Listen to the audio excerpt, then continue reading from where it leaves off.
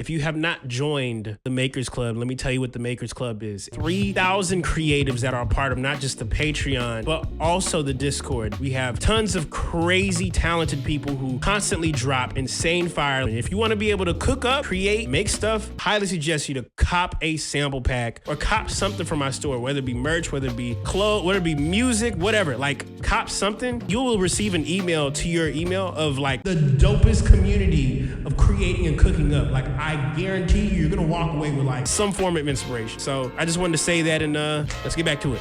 But yeah, real quick, question. What are y'all's thoughts when it pertains to the word prepare?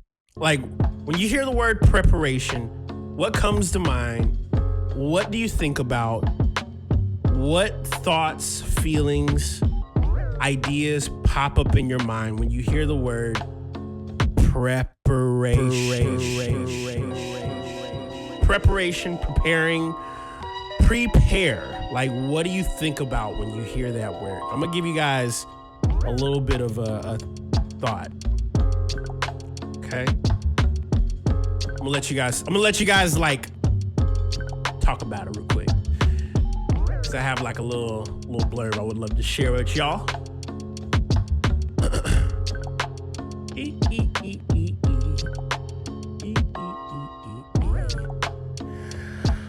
Current music says organization.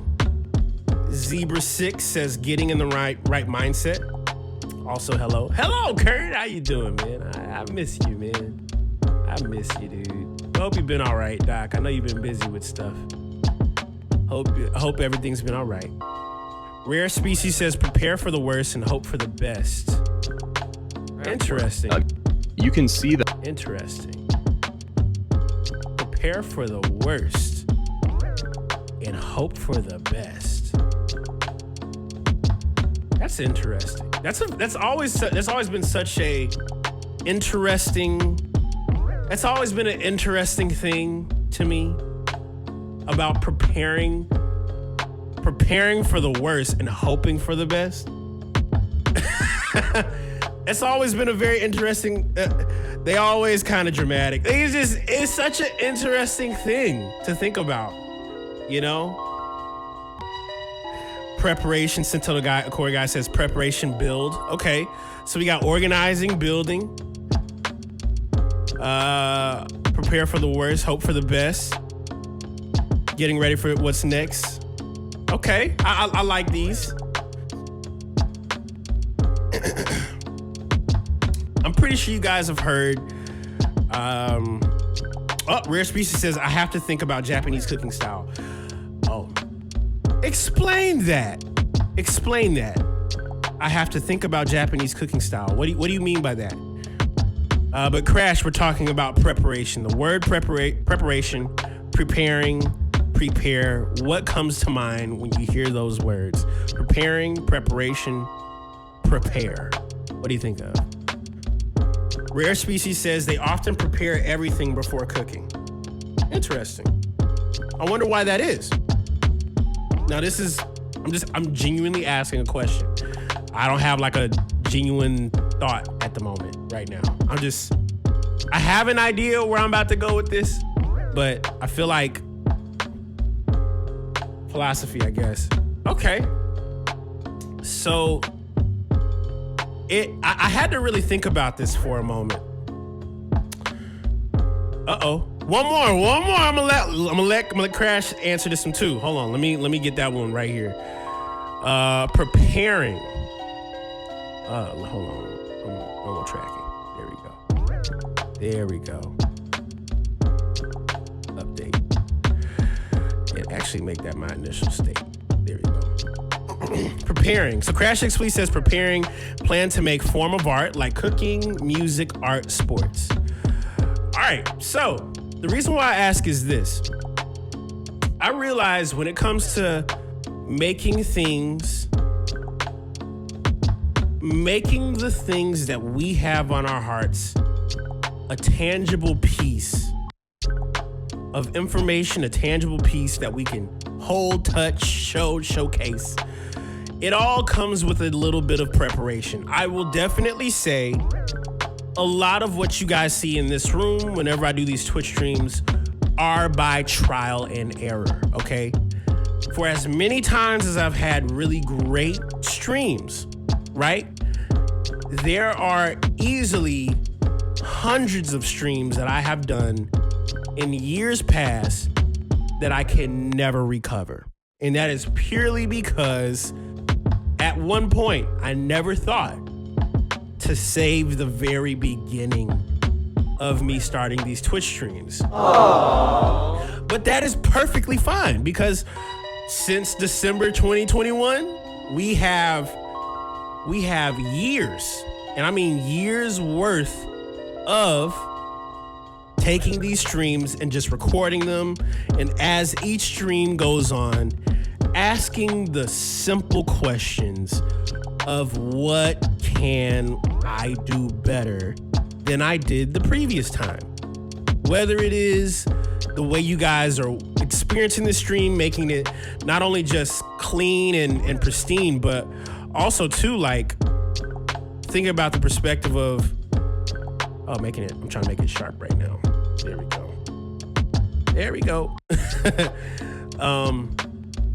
But yeah, I've been thinking about like how to better my preparation for the last several months. And one of the main things that I realize about preparation, preparing does not begin when you're starting, okay? Preparing literally starts before you start. Now check this out. Let's look up the word what preparation means. Prepare. Origin.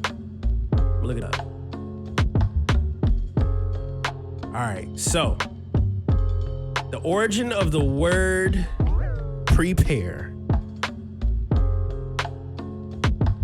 Etymology, partially a back formation from preparation, partially borrowed from Middle French preparer, from classical Latin prepare, meaning make ready in advance.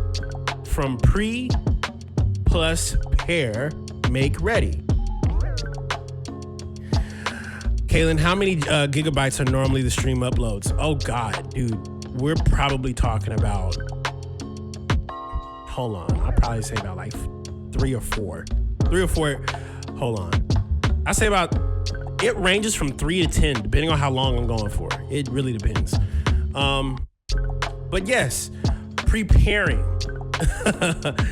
Basically, and also too, there's biblical preparation too, which is the action or process of making something ready for use, service, or getting ready for some occasion, test, or duty. Now, what is so insane is I remember having a conversation with Mo Gratitude, and he said something that was so fascinating about preparation that I, at the time, did not compute. Obviously, have you ever heard, and I'm pretty sure, and this is another question to you guys, have you ever heard anybody say luck favors the prepared, right? And so I've always wondered, luck favors the prepared. And it made me think about music. It made me think about creativity. And it made me think about all the ideas or all the people that I've come across with some of the most greatest ideas. But some of the realest thoughts that I had lately about this is the people that I started out making music with. I would say maybe, I would probably say about 40% of everybody who started out with me and we started together is probably still making music, you know? And it made me think, like, why is that the case? And I realized, like, you know, music, creativity, creating to make a consistent livelihood off of the ability of making music and off the ability of creating is not a easy task. And so I realized a lot of the homies that I've been around that were so gifted, so talented, even the people I met early on YouTube, me personally, I wish they would have stuck around a little longer. And life do be lifing. I'll be honest, life does life. But I just think about different homies that were even more gifted than how I was. If they had the same opportunity, but because of the fact that they did not stay long enough to witness the fruits of that labor, there's always this big old what if gap, right?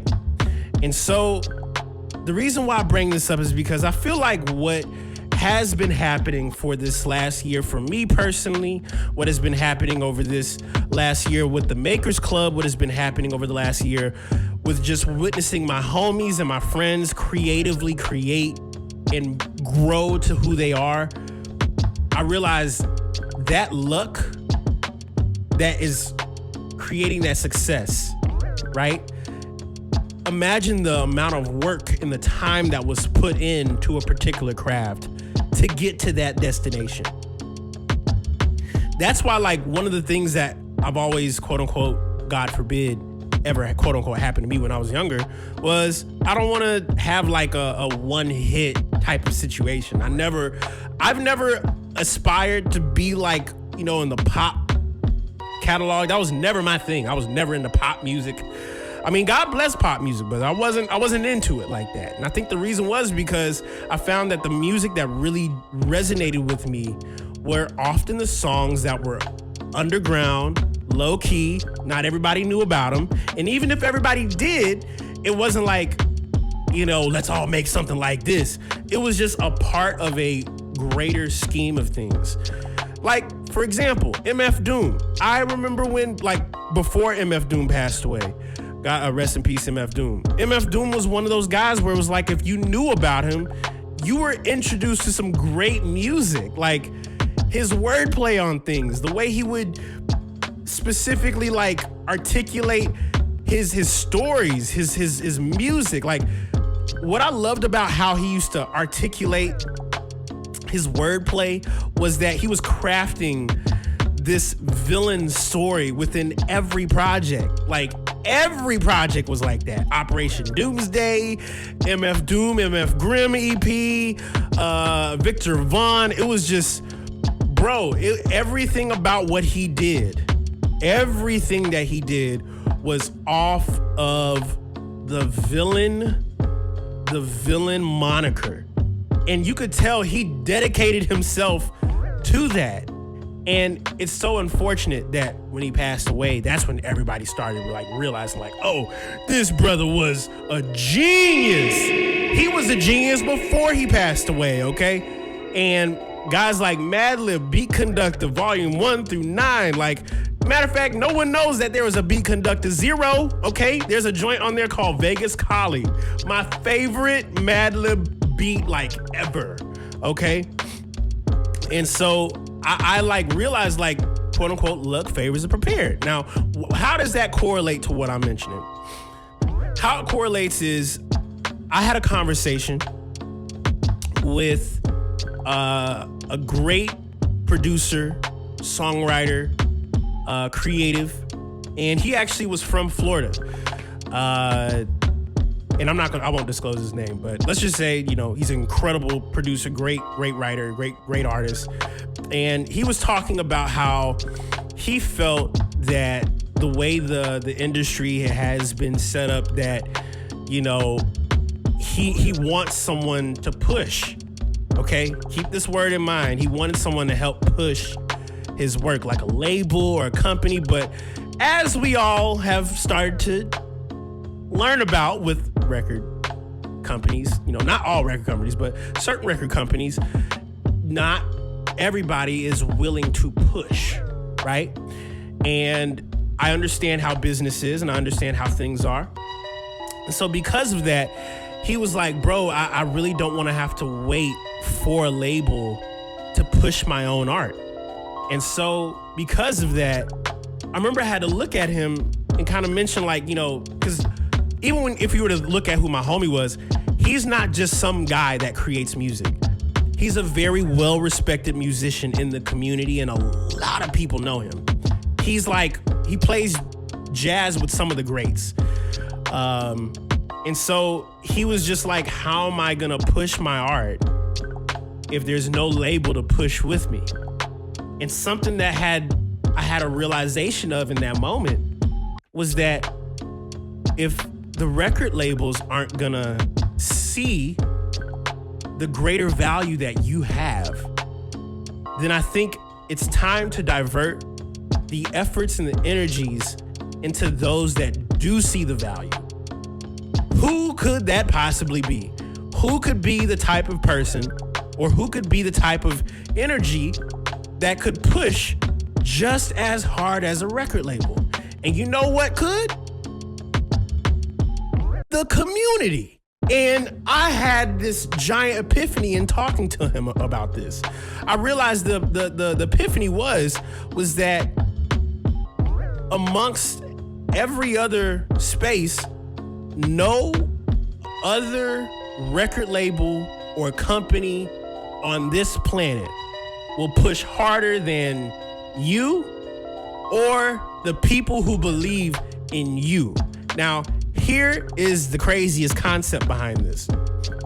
The reason why I say community, and it's literally the answer for everything. And if there was another way I could answer this, I would for sure have that answer. But from what I discovered, if it's not the community, if a record label's not pushing you, and it's not the community, I don't know what machine would, unless you decide to just create a whole business repertoire doing something completely not related to music, and you just use your music underneath it.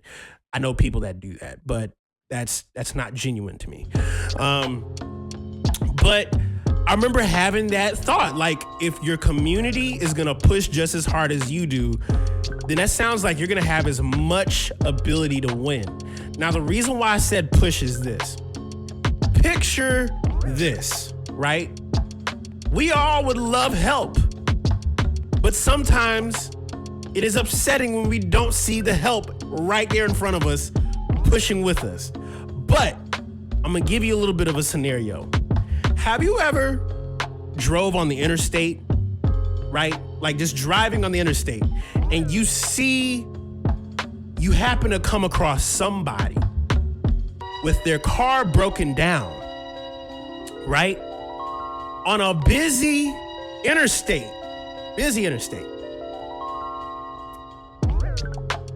Everybody's passing by. This person is sitting there in the car, and they realize, I need to get my car to the next gas station. So if you were that person in that car that broke down on the side of the interstate, and you needed to get your vehicle from point A to point B,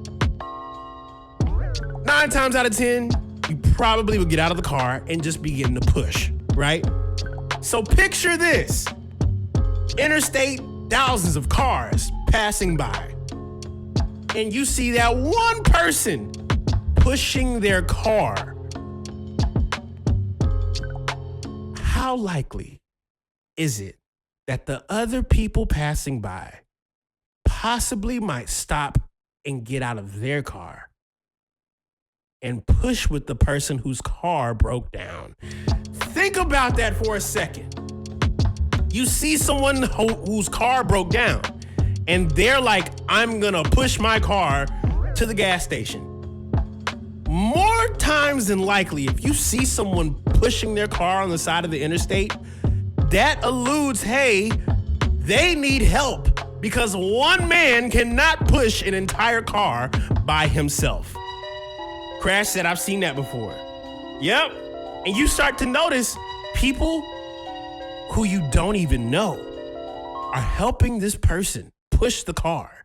Now, ain't that something fascinating about the human experience? We don't often help someone who's sitting in the driver's seat of the car, and the car is not moving. But if they got out and decided to push their car, others will be more likable to get out of their own car that they were just driving and push the car with them. You catching my drift? Because genuinely, this is what I discovered. No matter how long you push that car, the way the human society, community, the way the human nature reacts is if someone is in need of help, best be assured they're gonna help the other person only if they are pushing their own car. Now, I realize music is exactly the same way. Music production, music creating, building on something that you really believe in. Those who really believe in the same thing that you believe in will push that car with you. And here's the craziest part. When you get to the gas station, and you've already pushed that car to the destination, you will have seen all these people who you did not know before help push the car with you. Now here's the kicker. We never know who that's gonna be. Help can come from many different forms of life. But if we're open and we're willing to push our car, we're gonna get help. God don't let nothing happen by themselves. Highly unlikely. I remember this because the same thing happened to me. It was crazy. I remember I had a Yaris, a 2009 Yaris. And tell me how crazy this is. I had a 2009 Yaris. I used to drive that thing everywhere. I drove to Miami, drove to Florida, from Florida to like South Florida, drove everywhere. I drove to Gainesville multiple times in that car. And I remember I was driving on I-4 West coming back to Tampa. And I'll never forget, my car broke down. Like the actuator on my engine started to smoke and I couldn't drive my car. And so I'm on the side of I-4, like next to Disney, and my engine is smoking, okay? And I'll never forget, I sat there, called Triple H and everything. I had to wait for about 45 minutes, an hour, until someone came and got me. And I was just on like the overpass where Disney is about to like hit in. And so my car was just broken down on the side of the road. I sat there for about an hour, maybe hour 25 later, I see a white truck, not AAA, a white truck pull over on the side of me and said, "Hey man, I saw your car sitting here and I saw you sitting in the front. My guy told me to take a U-turn and come back to you to see if you were okay." I did not know who this man was. Let me tell you something. He made a call, and his call was able to get another AAA guy to come and pick up my car. Had that joint dropped off to the closest Pep Boys or the closest like car park area. My car was out of that spot in like 15 minutes. Tops. Still to this day, I don't know who that man was, but they literally stopped their car to help me. And I think about that as like, yo, he didn't have to do that. He didn't have to circle his car back around to come and help me, but he saw I was outside of my car on the side of on the interstate being like, yo, I might have to push this mud. So I'm telling you this because this actually happens. This actually happens. And so the only way this can happen for you, your own car, your own vehicle, your own space, your own area, okay? That vehicle that you have your hands on the steering wheel of, it is your responsibility to push it. As you're pushing, and maybe you don't see any friction or see any motion of you getting any closer to where your destination is, best believe there are people that are gonna come and help you, because that's just what it is. That's how God does things. That's just genuinely how God set it up.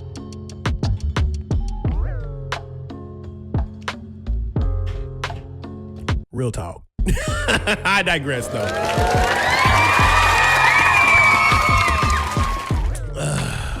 Just a little car push. I got this anime idea here. Maybe it could be an inspiration for SSO. The verdant circuit. In a world where nature and technology coexist, a humble gardener must rally his community to restore balance after a storm. Through teamwork, he discovers his own value and the power of quiet leadership. Listen, put that in the Discord, Rare Species. That's crazy. That's hard. I like it. That'd be, you know what? We gonna do that tonight. We gonna do that tonight.